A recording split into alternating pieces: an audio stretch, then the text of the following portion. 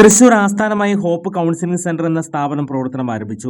Hope psychology counselling സെന്ററിൽ കുട്ടികൾ, കൗമാരക്കാർ, മുതിർന്നവർ, പ്രായമായവർ എന്നിവർക്കായി സമഗ്രമായ മാനസിക സേവനങ്ങൾ, എല്ലാവരുടെയും മാനസിക ക്ഷേമത്തിലേക്കുള്ള ഒരു പുതിയ യാത്രയുടെ തുടക്കം കുറിക്കാൻ hope counselling centre, opposite Saroja hospital, Shoranur road, Thrissur.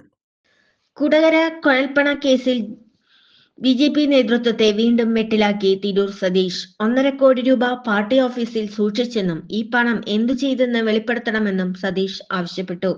കഴിഞ്ഞ നിയമസഭാ തെരഞ്ഞെടുപ്പിൽ ബി.ജെ.പി. ജില്ലാ കമ്മിറ്റി ഓഫീസിൽ 9 കോടി രൂപ 6 ചാക്കുകളിലായി കൊണ്ടുവന്നു എന്നതായിരുന്നു തന്റെ മൊഴിയെന്നും തിരൂർ സതീഷ് വ്യക്തമാക്കി. വെളിപ്പെടുത്തലിന്റെ അനുബന്ധ രേഖകൾ തൽക്കാലം പ്രദർശിപ്പിക്കുന്നില്ല. അത് പോലീസ് അന്വേഷണത്തെ ബാധിക്കും. കള്ളപ്പണം തടയും എന്നു പറഞ്ഞ അധികാരമേറ്റ നരേന്ദ്രമോദിയുടെ പാർട്ടിയുടെ ജില്ലാ കമ്മിറ്റി ഓഫീസിലാണ് കള്ളപ്പണം സൂക്ഷിച്ചത്. പ്രധാനമന്ത്രി പറയുന്നതിനനുസരിച്ചാണെങ്കിൽ കള്ളപ്പണം സൂക്ഷിച്ച ജില്ലാ കമ്മിറ്റി പിരിച്ചുവിടേണ്ടതല്ലെന്നും സതീഷ് ചോദിച്ചു. താൻ കൊണ്ടുവന്ന 9 ചാക്കിൽ 3 ചാക്ക് ജില്ലാ ട്രഷറർ 3 പേർക്ക് കൈമാറി. എവിടേക്ക് കൊണ്ടുപോയി എന്ന കാര്യം തനിക്കറിയില്ല. ധർമ്മരാജൻ പണം എത്തിച്ച ദിവസം തന്നെയാണ് 3 ചാക്കുകൾ ഓഫീസിൽ നിന്നും കൊണ്ടുപോയത്.